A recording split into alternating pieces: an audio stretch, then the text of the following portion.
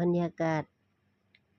งามๆบรรยากาศงามๆในลูกหูลูกตาได้มาพ้อได้มาเห็นมาชมได้พ้อข้างทางเดินไปเหลียวพ้อดอกไม้ไปเนาะอยู่ตามข้างทางเนี่ยว่ากันไปกับดอกไม้งามๆมันเป็นของคู่กันนะเจ้ากับผู้หญิงปะของสิ่งอันใดที่ว่าเป็นประดับตกแต่งหน้าร้านดีๆงามๆก็นำมาฝากเด้อเจ้าความสุขเล็กๆน้อยๆเนาะ